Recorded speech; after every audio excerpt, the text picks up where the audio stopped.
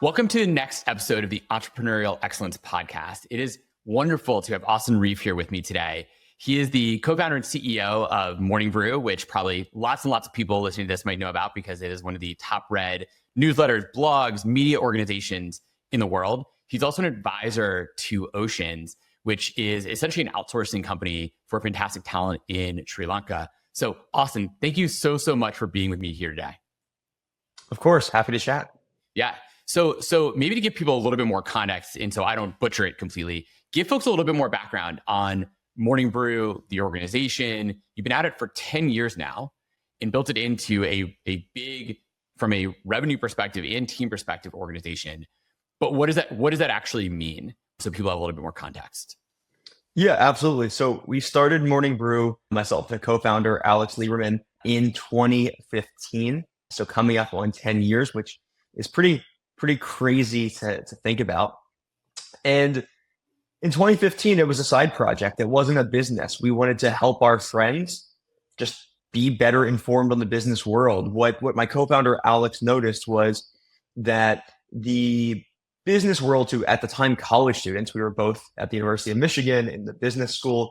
We knew all these people looking to go into finance. They were trying to go work at Goldman Sachs and JP Morgan and Morgan Stanley, and none of them read about the business world. None of them consumed business content. They thought that the Journal and the New York Times were dry, they were dense, they were boring. And we thought we could create a more conversational and witty business publication that spoke to people like your friend talks to you at a bar after work, or like your friend just hanging out, not talking down to people. So we started Morning Brew to serve that purpose. That was 2015.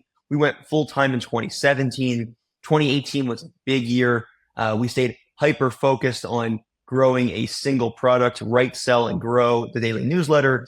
We went from 100,000 to 1 million subscribers in 2018. And we were really off to the races there. We've launched a bunch of other business lines. The business is now split into two. So we have what we call now our B2B business. So we have retail brew, marketing brew, CFO brew. And in that business, we create content specifically for job functions or industries. So trying to make people better at their job. And on the other side, we have this really fun house of brands. So we have brands like Money with Katie that speaks about personal finance. We have brands like Good Work, that's work life and work culture. And all these brands are creators or talent led, and they speak to areas of interest that our audience has beyond just business news, personal finance, productivity, investing, money, all the things that people our age and our psychographic care about. So that's the business today. We have about 215 people. We're a hybrid business. So some people in New York City at our HQ in Flatiron, a bunch across the country. And we'll do about 70 million of revenue this year, mid double digit profit. So, 15-ish million of EBITDA or so. So a really nice profitable business, especially the last couple of years. We've really worked to optimize the business and make sure we are a very efficient organization. So that's the 2-minute spiel. Yeah, no, that's an amazing spiel, and one that I think every entrepreneur can probably aspire to.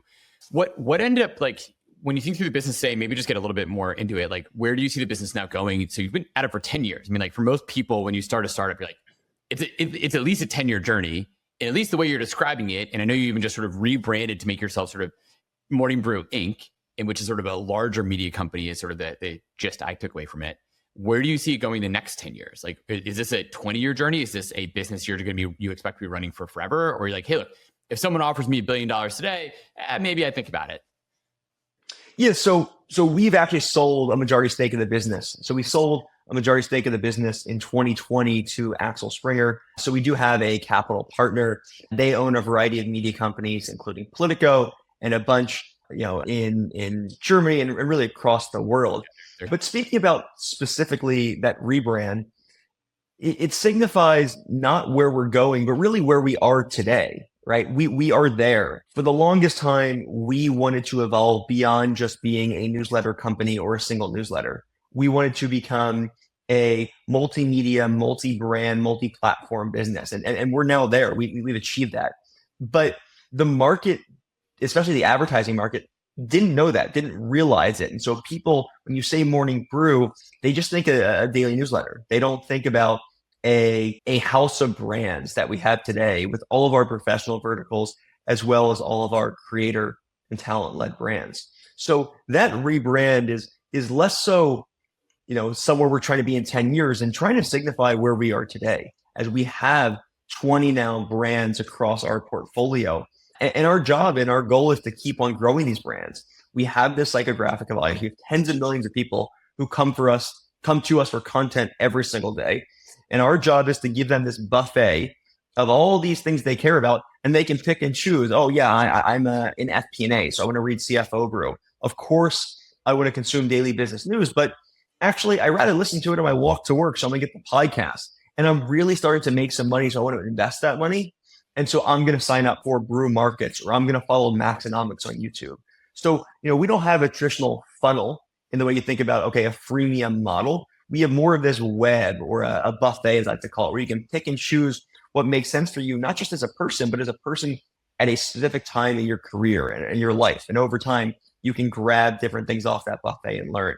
And we're going to just keep on doing more of the same. And over time, we're going to evolve. These brands are going to grow, and they're going to appear in different places. They may appear at some point for a charge, right? We might charge people directly for some of our franchises and some of the products they build, but we're just going to keep on building this engagement we have with our audience across 20 different franchises. Now, so essentially what you're saying is there's basically like network effects within the Morning Brew. Like you're essentially almost like advertising that there are all these other things in these other brands. And presumably by doing that, like that's a way to, you're essentially using those network effects of the key main brand to build these others, which then probably can support other network effects with other groups. That's sort of That's exactly what it is, right? So think that there's two sides there's the supply side and the demand side, right? So think about the demand side. There's this group of people out there, highly motivated, career-oriented people. Let's call them 20 to 40, although our age range is broader than that, but let's say that's our core demographic. They want content. And the more content we bring on, the more people who join our ecosystem. They may not be, as shocking as it may be, there may be people out there who actually don't want to read daily business news. They don't want to read Morning Brew, but they love Dan Toomey on YouTube. And so by having Dan Toomey, that brings more people into our ecosystem that we can cross promote and we can have as part of our ecosystem. Then every single new franchise we launch, because of that, has more things that can promote it so it can grow faster. And that's a little bit where those network effect-ish concepts come. The more creators we have, the more brands we have, the faster a new thing can grow and the better incentive there is to join our platform, or the bigger incentive there is for us to launch something, because it will have more scale faster. So that's the demand side. Then on the supply side, the advertisers, we may have people who don't want to advertise in news. We have tons of advertisers who don't want to sponsor news, but they love Dan Toomey because he's funny, he's business related. So we can bring them into our ecosystem because of Dan Toomey, and they can sponsor something else over time. So it works in both ways. In how do you then decide, like this sort of, I just have another question I want to get to, a ton of other questions, but like this is really interesting. How do you end up deciding what new brand to launch? Like what is the financial analysis or the analysis that you do? Like the ROI in X is going to be worthwhile, so therefore we're going to make this investment, especially when you're throwing out this much EBITDA. Theoretically, either you're paying that to yourselves or the team, whatever his bonus is, or returning it in as an investment. How do you decide what those investments are? Like what is the model you use in your mind when it comes to making an investment or building out a new quote unquote product? Yeah, it's a great question, right? So there's a minimum threshold that everything has to be able to be, if it succeeds, to make sense. So for example, we're not going to launch a franchise line like the horse and buggy industry, because that's a very small industry. There's not enough opportunity there. Even if it was free, we wouldn't do it because the TAM is only so big. So there needs to be a multi-million-dollar opportunity, right? Ultimately, if it succeeds, it needs to be a $10 million opportunity. If it can't get to $10 million with, not overnight, but significant success over time, it's probably not worth our time. And the margin profile has to be there throughout. So that's going to be really, really expensive up front. We have to have even more confidence that it's going to get to $10 million and do that sooner. So it's just a matter of opportunity and then cost to get there. We get a lot of questions internally. Why did you bring this person on? Why did you launch this thing? And a lot of times it's just inputs. It's what do we think this thing can be? Does it fit with the audience? And how much is it going to cost for us to test that? And if the math works, and we do it. Do you have any specific heuristics or math criteria that you use to say, like, if a deal doesn't meet this threshold, it's not moving forward? And that's sort of across all deals, or is it really deal by deal where you make that decision? Yeah, it's deal by deal. Because look, there's also it's science, but there's also art. We grew the business in part because we were the audience, and I think, developed an eye for content. Now, I don't bat 1,000. We don't get it right 100% of the time, but because we are the audience, we have a good understanding of what we think could work. Again, we're wrong a lot, but there is art and science. And so that is part of it, is the math has to work out if it succeeds, but it's then ultimately a subjective decision on if we think it's going to succeed. What's the probability? Is it 50%? Is it 75%? Are we bringing in something that's already been developed, or are we developing it from scratch? Those are all the questions we ask. And again, it's a tough decision every time, but yeah, the opportunity's got to be there, and it has to be the right cost structure getting into it. How do you also do essentially a competitive analysis on it? Because I mean, you're in a space that I would say is one of the most competitive in the world. What I mean by that is, like, the internet makes it free to publish anything. We live in a world essentially of abundance of content where anyone can publish anything. It's easy to do. You spin up your own blog, no problem. There's a ton of tools that can make you spin up your own newsletter, no problem. And there are people who are probably writing about the horse and buggy market, right? Especially these small little ones, just because they care about it. They don't even care about making money out there. Just like excited by horse and buggies. Like, how do you then make a decision as an entrepreneur I want to go into this competitive market, and I think I can do it better than everyone else that's already in it? Because there probably aren't sort of what is like blue ocean spaces in the publishing world where no one is writing about it or blogging about it or podcasting about it already. Yeah, I mean, look, what you're bringing up is the fundamental thing that all legacy media missed when the internet was developed, right? What did but before the internet, there were magazines, and it was very expensive to create a single or newspaper. It was very expensive to create a single issue and print a single issue of a newspaper or a magazine. And so for the most part, the strategy was, how do we create content that appeals to as wide of a swath of the population as possible, so we can sell as many copies as possible? The internet flips that on its head. The marginal cost to create content is zero. The marginal cost to distribute content is zero. Twitter's free. Facebook's free. Anyone can do this. That's what media has. The media industry still doesn't understand that, right? It's part of the reason they don't understand why Joe Rogan has more influence than they do, or Mr. Beast has more influence than they do. So this concept, I could talk about this concept forever, because it's what everyone missed. It's why two kids who are 19 and 20 years old could start a newsletter in their college dorm, and it be read by more people on a daily basis than the New York Times and the Wall Street Journal's newsletters, because of this idea that if you have a really interesting point of view and you have the ability to distribute it, you can have millions of people consuming your content, and you can compete with the largest publishers in the world. Now, to answer your second question around how do we know what to go into? Well, there's two sides of the business, and we can break down both. So the professional or B2B. Before we get there, go ahead. Going back to the part about like legacy businesses, right? What is the part exactly that they missed? Like, okay, so I get certainly you got all these magazines. They didn't realize that you could essentially publish things for free, get rid of the magazine model in general, just start publishing online. But like, there were very specific tons of magazines about cooking. They were very niche focused to some extent, right? Or cooking, or gardening, or politics, certainly, you name it, right? There were very specific ones.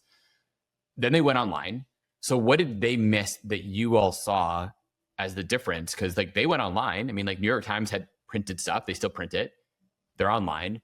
What did they miss that you guys figured out? Yeah, so it's not necessarily what we saw, but what the internet did is, yes, there were niche cooking magazines, but now there are thousands and tens of thousands of cooking influencers who don't just create content for women or for men, but it's like, hey, I create cooking content on my Instagram for over 40-year-old bodybuilders. And so that's so niche. And that person, because they're an expert, they're not a journalist. Journalists are expert in a very different way than people actually living the thing itself. And so for the first time, you had the ability to distribute content for free, and any person, you or myself, could create content. It wasn't just up to the gatekeepers, the New York Times, the Washington Post, the Wall Street Journal, to decide, hey, who who can create content. So this idea of, oh, we're the New York Times and we have the right and we have the privilege and everyone will listen to us, that all broke down.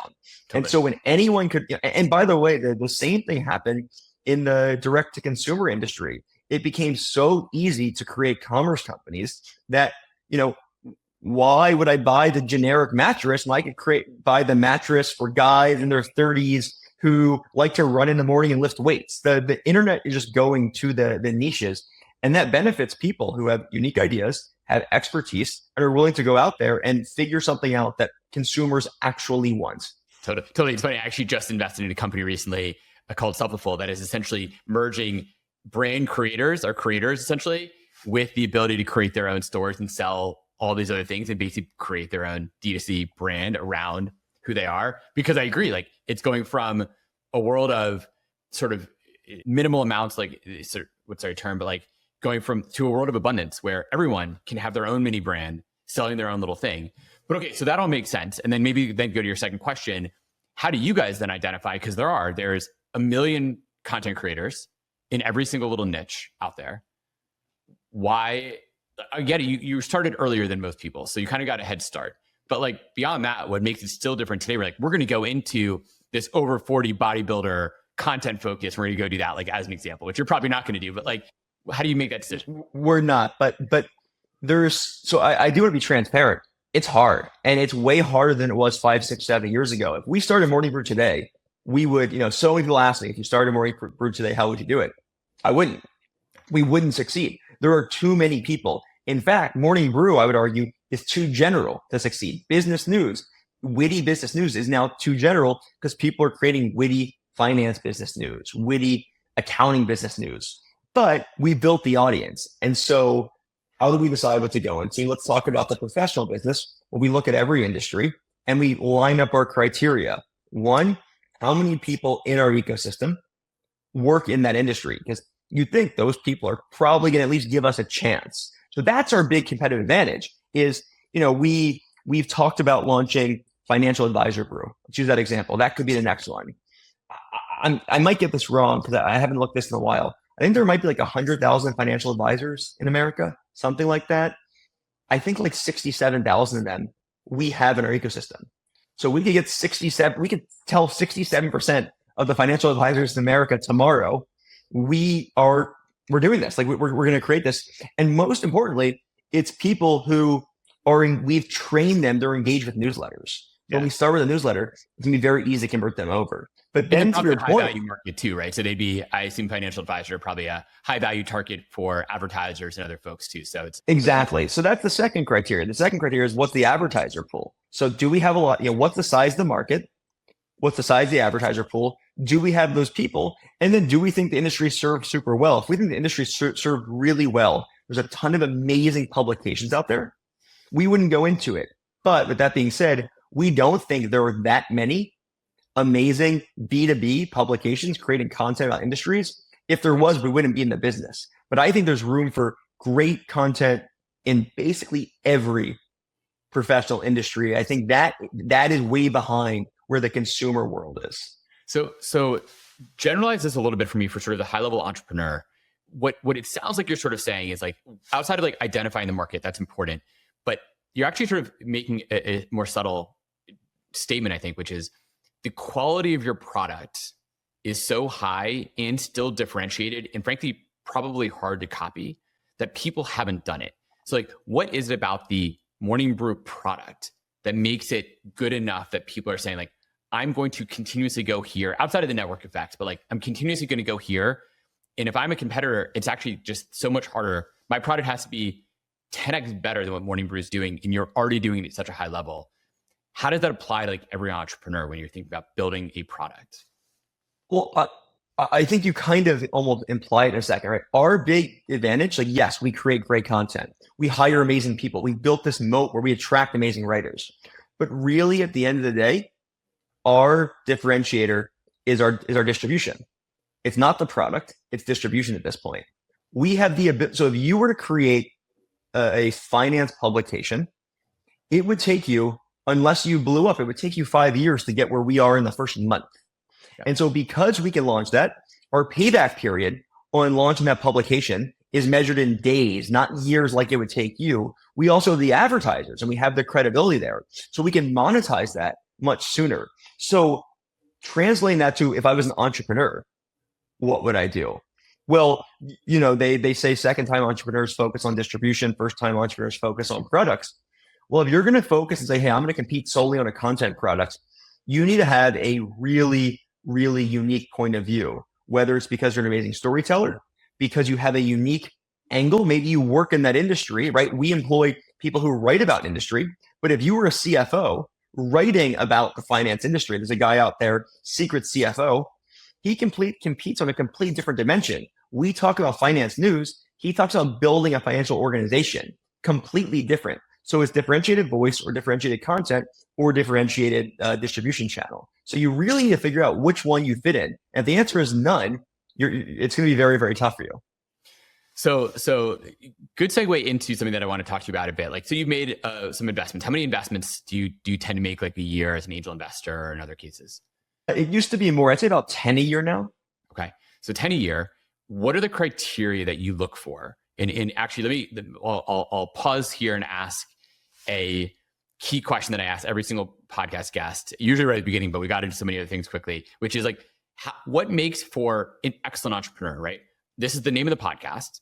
How do you define excellence when you think about yourself or the investments you've made or the people you look up to? What is quote unquote excellence? Yeah, let's talk about that in the context of a founder, right? I think founders who I want to back, I only want to back excellent founders, right? So we can talk about who are the founders I back. But so does every investor, right? That's always the thesis. Course. I'm only going to invest in the best. Yeah. So I think one is you're especially where I like to invest, which is the early stages. And this is a bit cliche, but you're really betting on the person, not the company or the idea. The idea, there was this narrative a couple of years ago that like ideas don't matter. That is ridiculous. Ideas absolutely matter, but the ideas directionally matter, not specifically. Meaning, if you're going to build a horse and buggy company, I'm probably not going to invest no matter how good of a founder you are. But if you're building in a space that's growing really quickly, you've identified that space, that is quite interesting. So I look for one, a founder who has identified a great market, a fast and growing market. And two, I think Paul Graham uses the phrase relentlessly resourceful. Just someone who is just so hungry, who you believe they are not going to fail. And it's really, it's a feeling, right? It's not they have it on their resume, but there are little tricks and tips you can find. So, people who have started really quirky and weird, successful side projects, for example. So I'll give a great example. Do you know Tyler Danks? He used to work for Morning Brew. He's the CEO of Beehive. I know Beehive, and I use them for my teeny tiny little newsletter, which is literally I send it to about 15 people twice a year. So I've used the product, and they've grown really fast too, right? Where you're like, there's a million companies doing newsletter software platform. Yeah. But I don't know Tyler is amazing. He has every criteria that I would look for in a founder. And I'll be honest, I actually passed on the first round because I didn't follow my heuristic. I didn't think that. Yeah, I didn't think the market was great. I thought it was a nice side project, a really great cash flowing business. But I corrected my mistake very quickly. And I'm a big investor, and I'm very, very happy. I'm a huge advocate of Beehive and Tyler. But just to talk about him for a second, I think look at what he did. So how did he work at Morning Brew? Well, I met him in middle school. We stayed friends throughout my years, in middle school, high school. And then in college, we both went on a summer trip together, and him and I spent that summer trip taking an online course learning Ruby on Rails. So our friends were clubbing, and so were we, by the way, but we'd wake up at 8 a.m. and we'd learn Ruby on Rails. He then went back to college and built a startup that failed, but really great, showing drive. And then he hits me up one day saying, hey, I see you're doing this Morning Brew thing. It's interesting. Let me help you code some stuff. And he just weasels his way in, and he starts building all this stuff for us. He had no idea what he was doing. He just figured it out. And then on the side, he built this awesome playlist called Big Desk Energy, which he then turned into a whole website, which is now turned into a newsletter. So you look at people like that who just get things done. They just do things.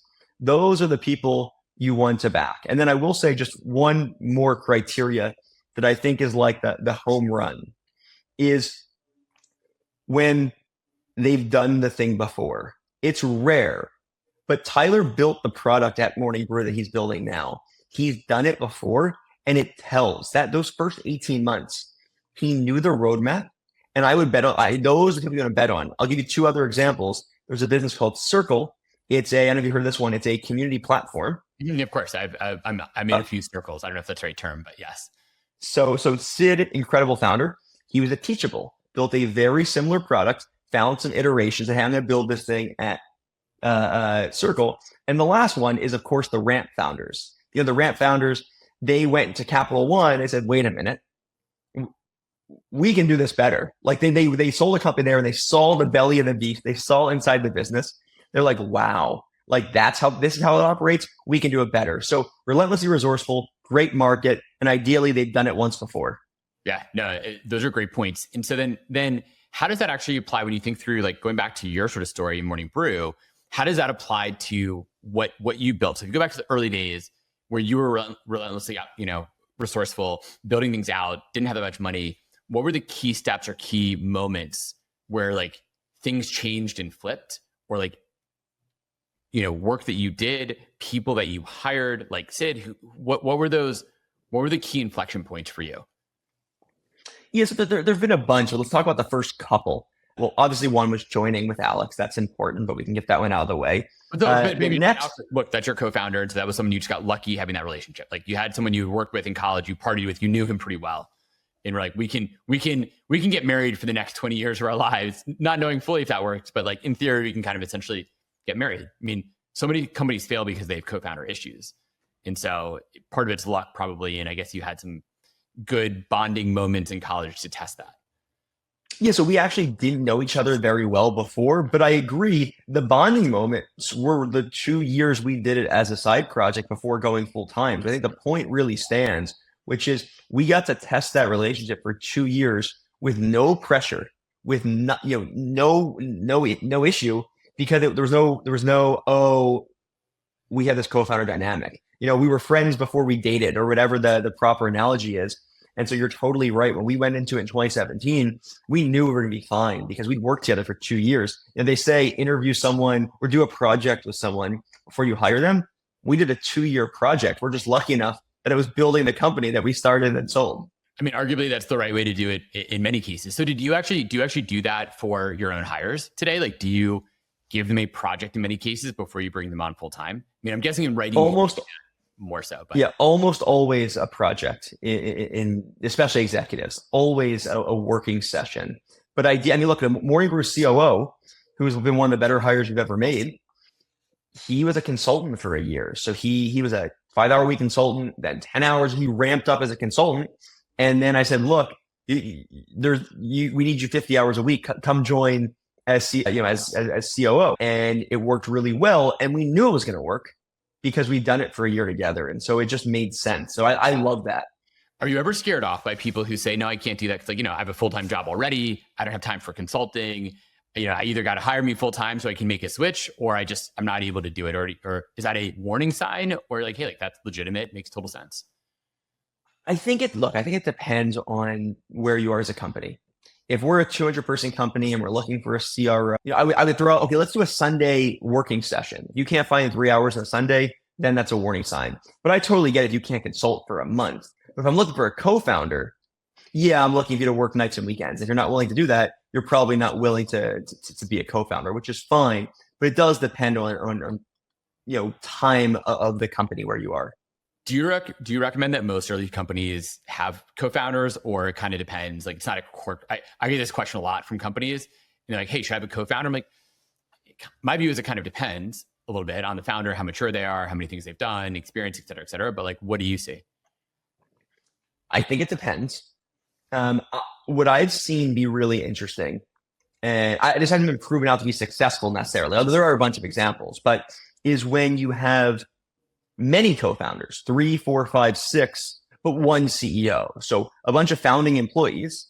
So, you have 3, 4, 5 co-founders, but clearly one has majority of the equity. And the reason I think that's interesting is because what's so important in the early days is having as many people as possible who are just giving their life to this thing, who just view it as their baby.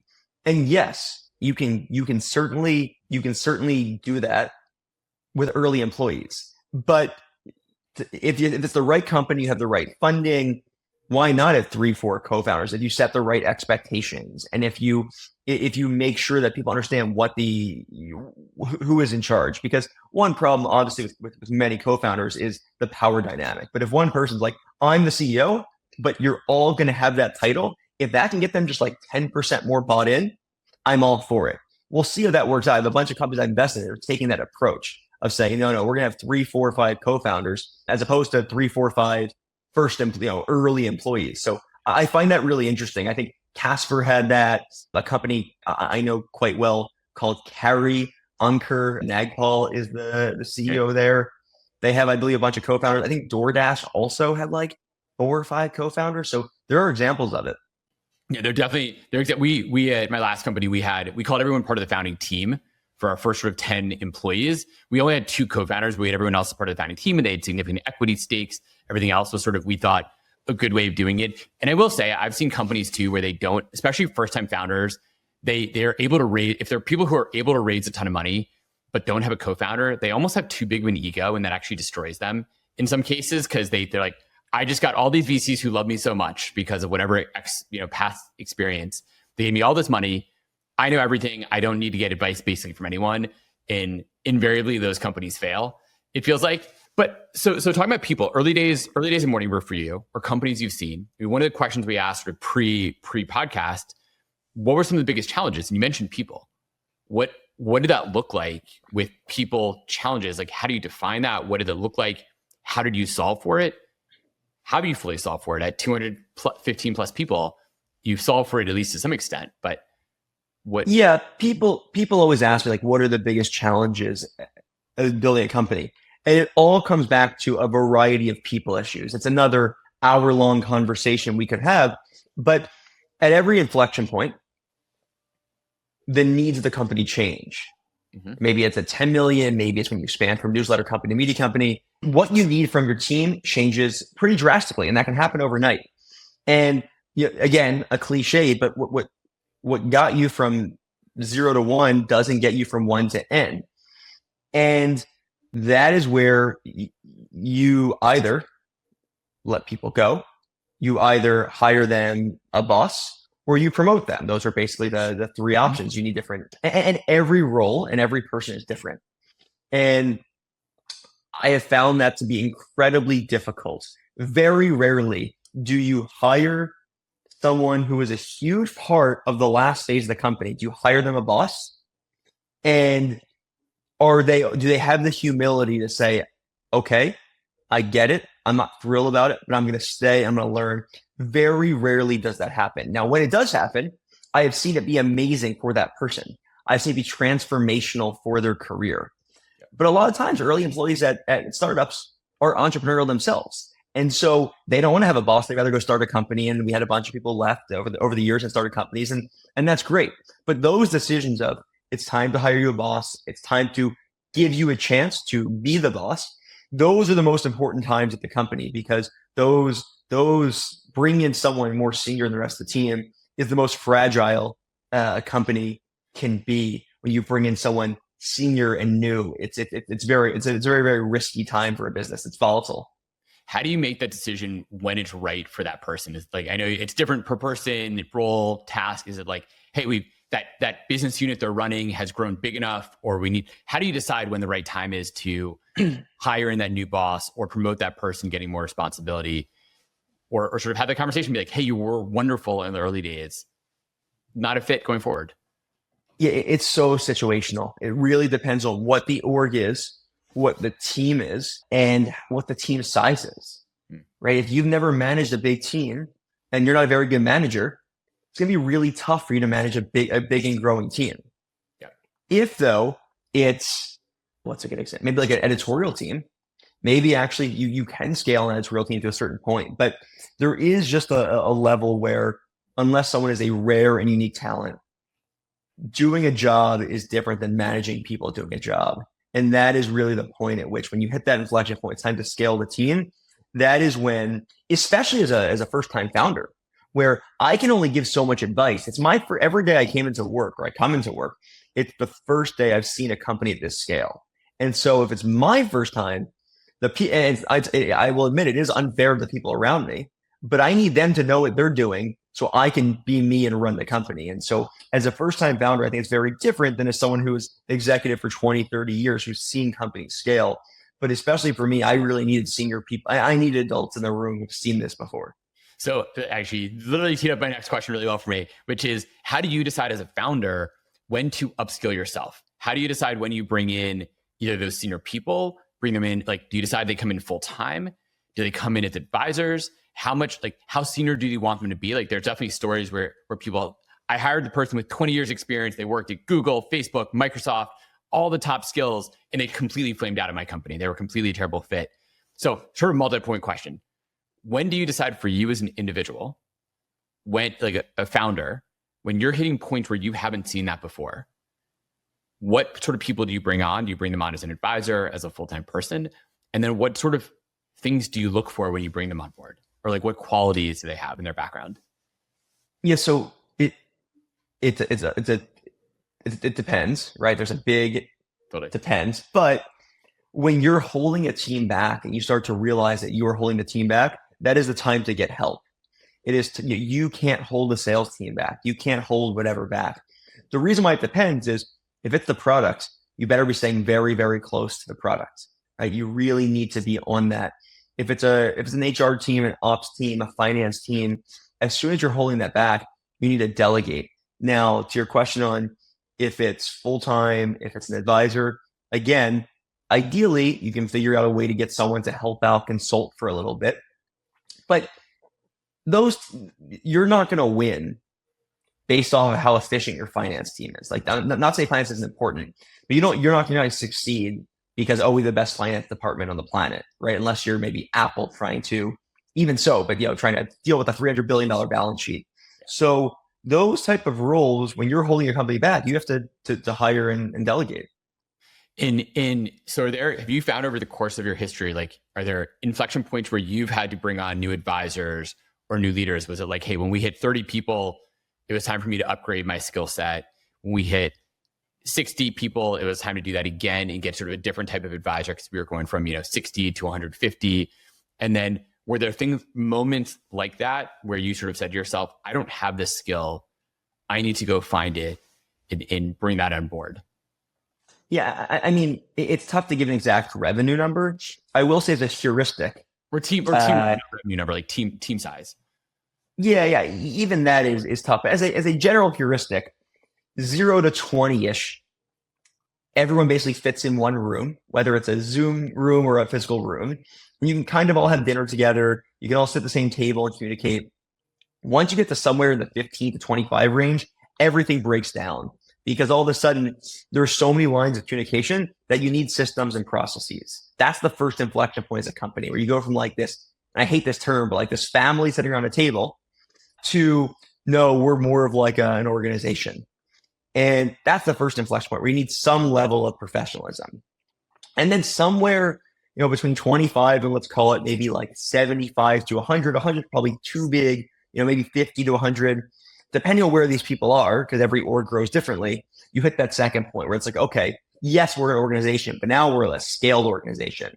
And if you have 75 people, one of your teams is probably be 10 to 12 people. And that all of a sudden becomes a real team where you're managing managers potentially. And that's a very different world because you don't want to have a bunch of middle managers sitting around doing nothing. So how do you balance that?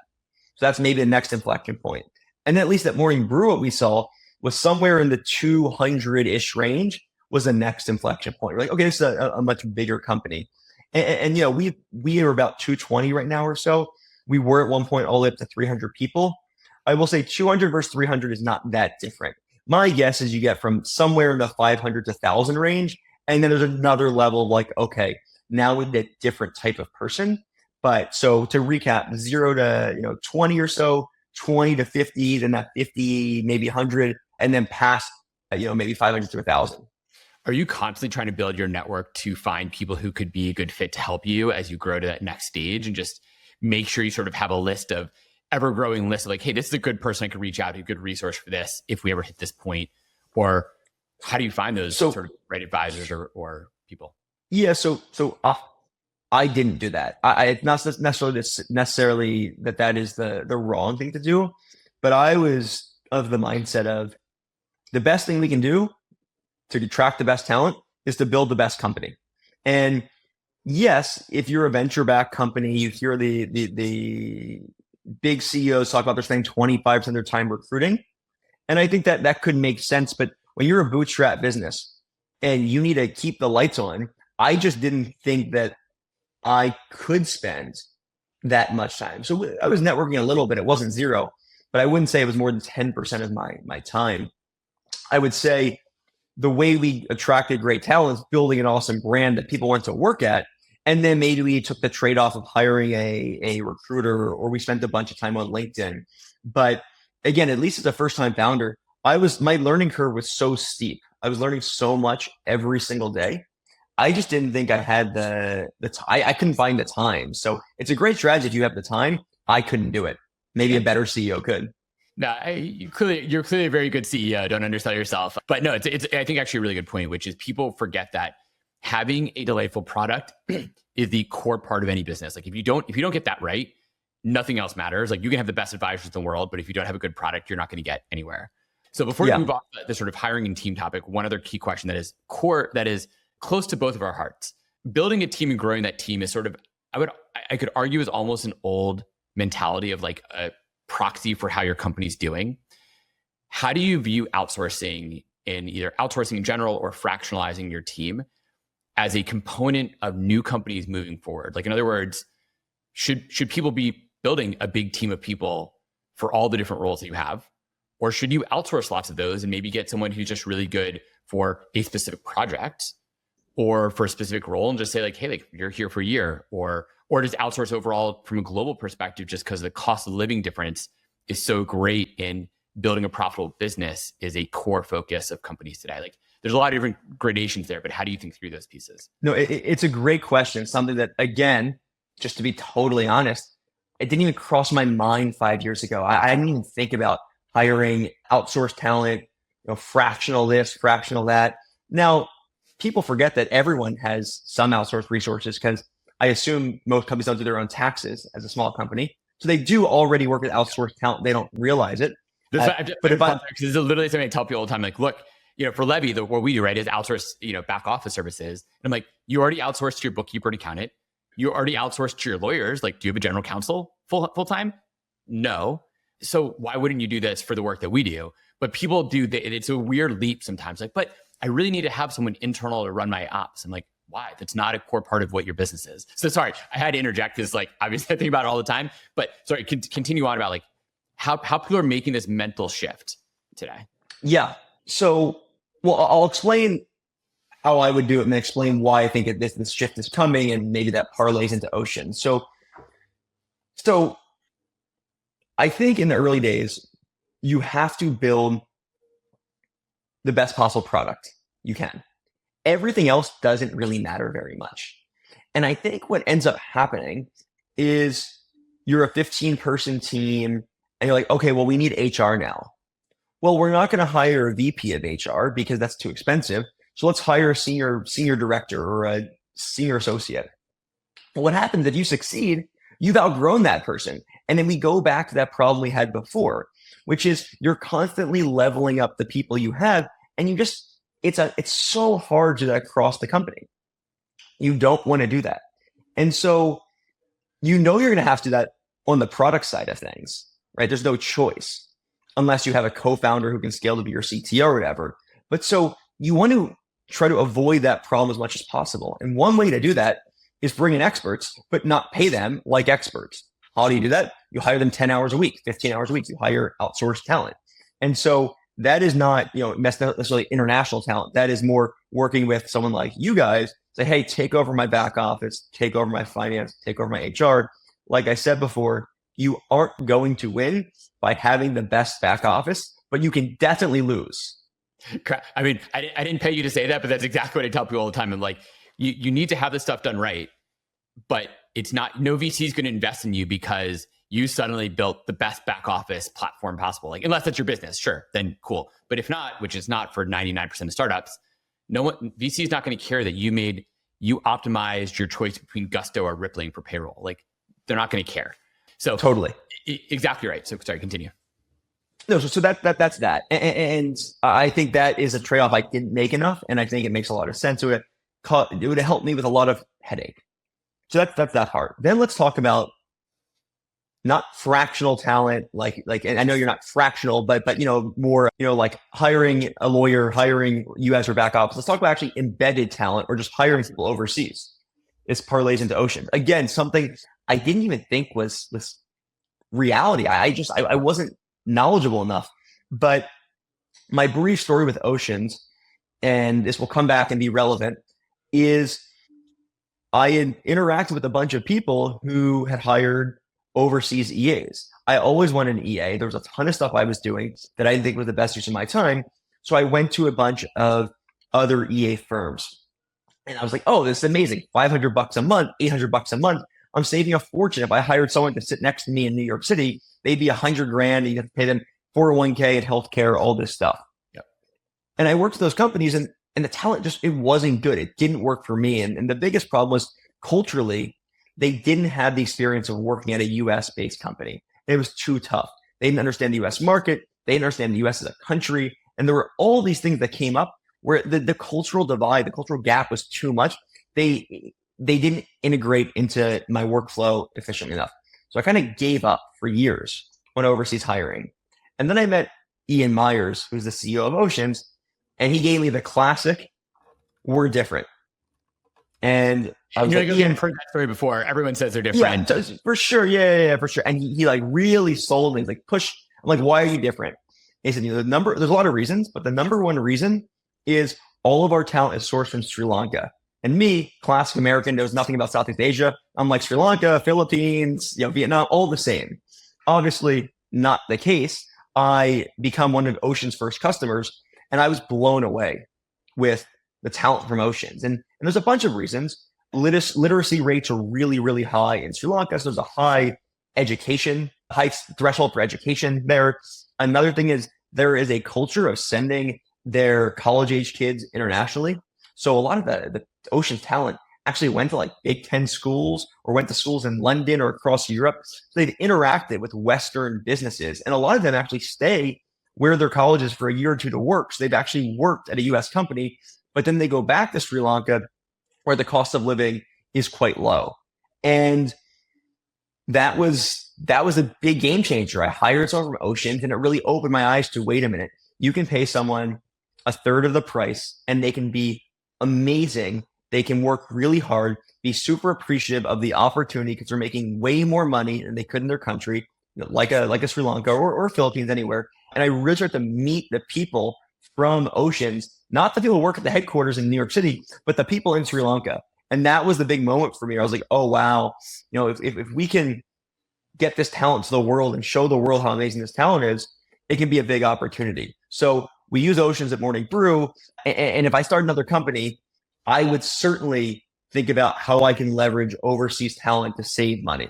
What do you think the percentages are for newer companies today between, let's say, US talent, overseas talent?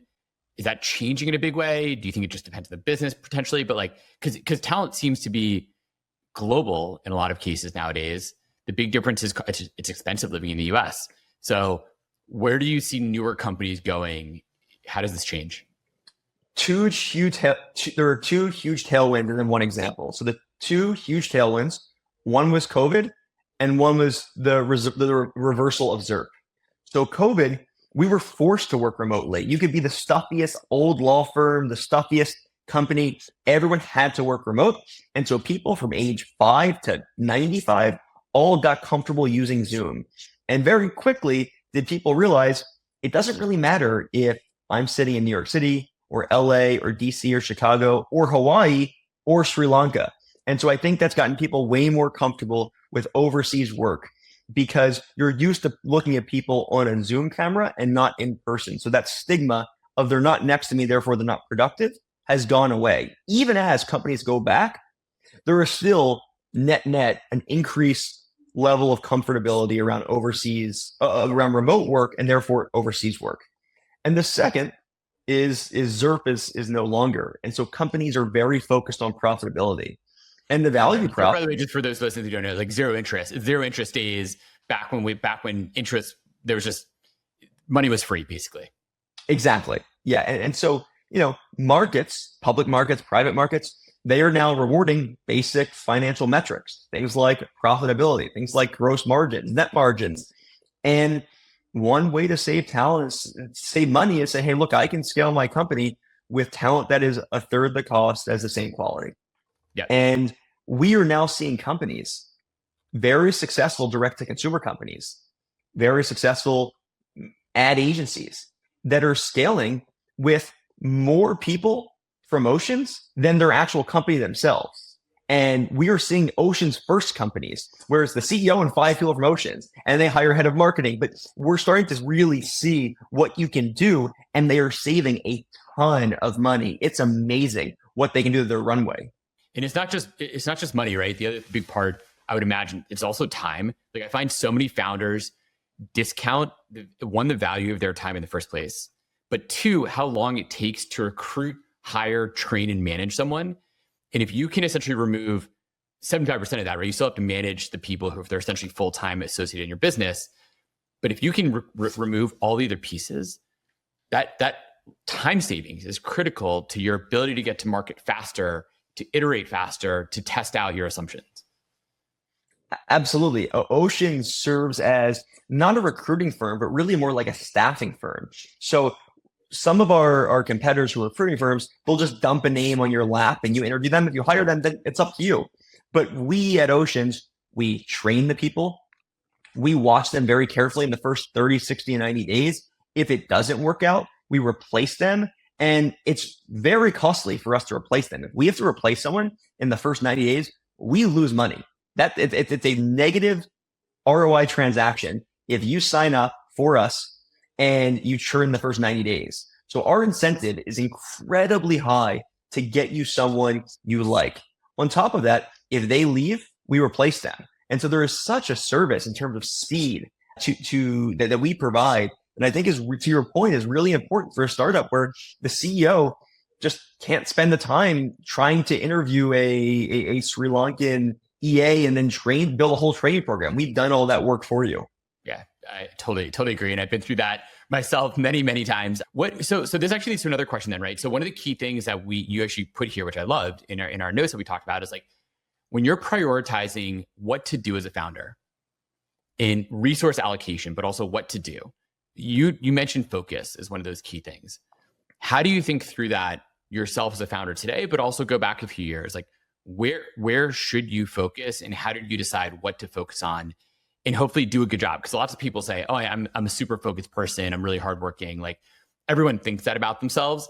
I think it's not true for a large majority of people. How do you focus? What do you do to be focused? Yeah, I think there was a lot of things that we did that were luck. Very lucky that we stumbled upon email. It was very lucky that we started the company when we were college kids because we had 2 years to learn. The number one thing I think we did that I will take credit for and say this was truly skill was I was maniacally focused on writing, selling, and growing the best possible newsletter. Everyone was telling us, big media execs, who you know by name, most likely, were telling us launch video on Facebook and follow this trend and follow that trend. But I just looked at the numbers and I said, if this newsletter gets to this number of subscribers and we can charge this much per subscriber, we're going to be making a ton of money. And so I'm going to tune out the noise. Going back to before, I'm not going to interview execs. I'm not going to look to raise more money. I'm not going to go to events. All I'm going to do is focus on writing, growing, and selling the best possible newsletter. So I can't tell you for anyone listening what you should do, what your metric should be. But what I will tell you is you need to find that metric and get you and your entire team, maniacally obsessed with whatever that thing is. So for example, I'll give one fun example is for us, it wasn't just about subscribers, it was engaged subscribers. And so we wanted to find a quirky, fun way to Okay, engage for newsletters. That's open rates. So what's the quirky way that we can track open rates? So we created, we were in one of these WeWorks, right? You're in like a tiny little box, and you can write on the walls because it's Adam Newman's vision. And we had the big wall, or the great wall of opens, where every single day at 11 a.m. we'd stop what we're doing. If you were in a meeting, it didn't matter. Everyone would drop everything. If you were in a Zoom call, we'd mute the call. We'd all look at that wall, and we'd all check what the open rate was, and we'd write it on the wall every single day. Tracking the open rate did nothing, but it was a constant daily reminder that this is the only thing that matters. I think that is what's important. Yeah, it's such a good point, and it's so easy for founders to forget.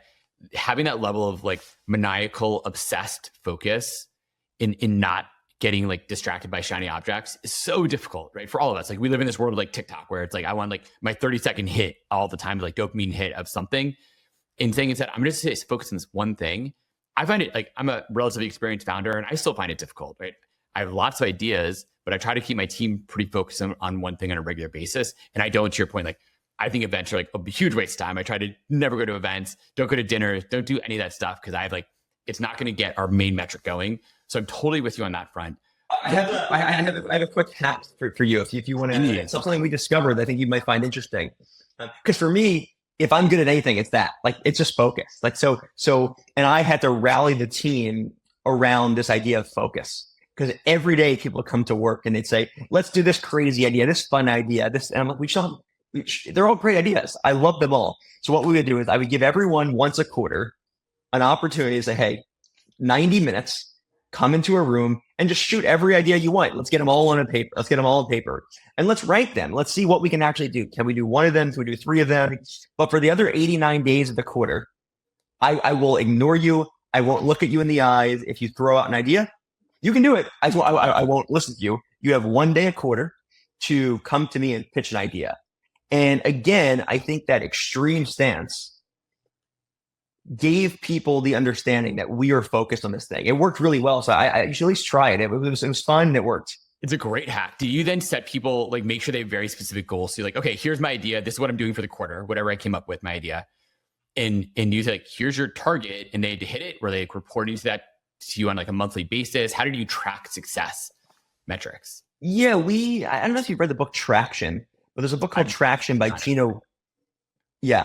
This book, Traction by Gino Wickman, going back to what I was saying before, is, look, we were a bunch of college kids, 21, 22-year-olds running a business, and it scaled so quickly that one day I woke up and I was like, we need help. This is a mess. It's not four of us at a table anymore. There's 15 people. No one knows what's going on. We don't know any of our systems. We know nothing. And so I read this book called Traction, and we implemented it to a T. Again, I said, look, if it's in the book, we're doing it. If it's not in the book, we're not doing it. And it's a system to set your goals, your 3-year plan, your 5-year plan, your quarterly goals. And so in that book, there's something called ROCs. They're 90-day goals. They're very similar to OKRs, if you know OKRs.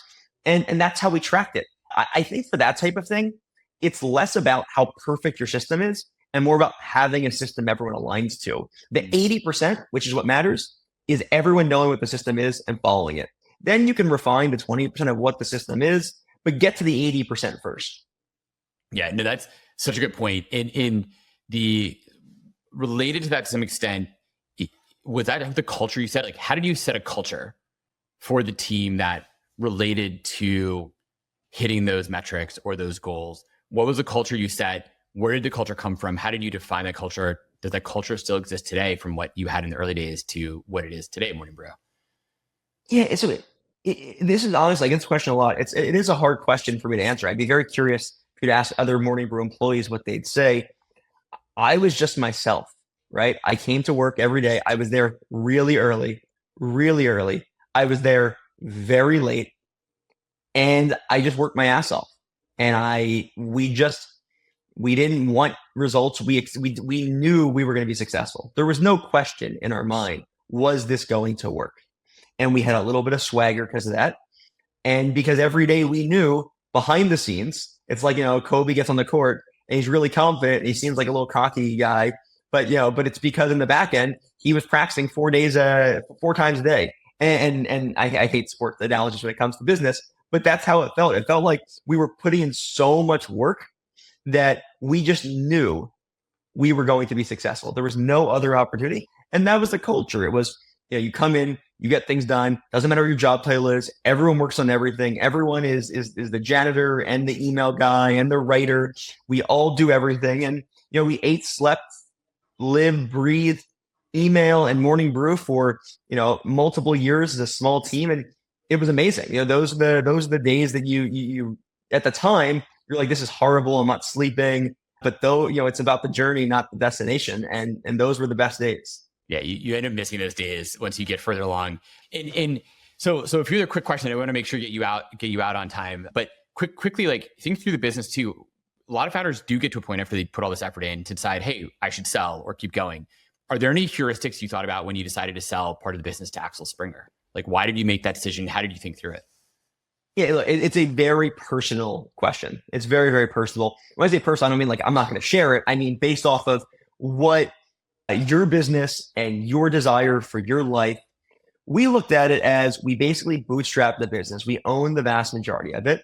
We knew the history of digital media was not very good. We knew these businesses often rose and fell. If you look at BuzzFeed, look at Mike, Vice, all these companies. And we got an offer we thought was really good. And we had an opportunity to sell some of the business and stay on for a long time and grow it, maybe make some more money down the road. And as 25-year-olds, it was really hard to say no to. And we hadn't gotten a first bite of the apple. We hadn't made very much money. And so it was a great opportunity. But there are other people who maybe want to run their company the rest of their lives. And if you want to run your company the rest of your life, don't sell your company because it will not be your company once you sell it. And so those are the trade-offs. But for us, it just made sense for the economics, the risk reward. It was an incredibly hard decision, incredibly hard. But in hindsight, we made the absolutely right decision. Yeah, that's amazing. So Austin, one of the last questions I like to ask everybody is if there's a single piece of advice that you could give to every single founder out there on how to be the best entrepreneur or truly an excellent entrepreneur, like one piece of advice, boil it down into some pithy small thing, which is of course probably impossible, but nevertheless, I will ask, what would that bit of advice be?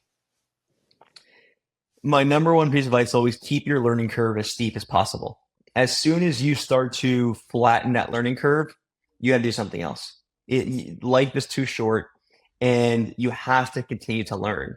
And if you're not learning, there's a problem. There's a problem with your business. You're not trying hard enough. You're not innovating enough. And someone is going to come eat your lunch because you're very stagnant. And so in the early days of Morning Brew, but it's still now, every day I came to work and the amount of learning we were doing on a daily basis was just crazy. We were learning so much about the email business and about media and about running a company and about ops and sale, everything. And so just make sure whether you're starting a company, you're a co-founder, you're an executive, it's your first job out of college, make sure you are just on the steepest learning curve you can possibly be on, because that will benefit you the most the rest of your life. Yeah, no, to state it differently, like the level of curiosity that you need to have to be successful in life is critical to the success of you as an entrepreneur. And I come across a bunch of founders who say like, I'm not sure where my business is going. I don't know what to do. And I say, look, do you have ideas for what you can do next? If the answer is no, shut the business down. If you don't have any fresh ideas, what else do? If you have 5 more ideas that you want to go test, keep going, keep pushing, don't give up. So Austin, on that note, how can people continue to keep learning and stay curious and get that information from Morning Brew? How can they find you, learn about the businesses that you have, stay in touch? Where can folks find you? Oceans as well. What are all the folks can find you? So me personally, I spend a lot of time on Twitter, or I guess what is now X. So you can Austin_Rief, RIEF. You can also just look me up on LinkedIn. I post a little bit of content there. Obviously, Morning Brew is morningbrew.com. If you're curious about everything we do, morningbrewinc.com is a new corporate site we launched that has the breadth of everything we do. And then if you're looking to hire some awesome overseas talent, whether it's finance or marketing or an EA or anything else, oceanstalent.com. If you just tell them I sent you, I will make sure you get some VIP service. So, and you can reach out to me if you want to, if you have any questions as well. So that's where I am. Excellent. Austin, thank you so much for the time. I sincerely appreciate it. It is inspiring to hear this story and a reminder that one, things don't happen overnight. They're not fast, but anything is possible for that early college kids dreaming about it all the way up through any point in your career. Just stay focused, stay curious, and good things will happen. Absolutely. Thanks for having me. Absolutely.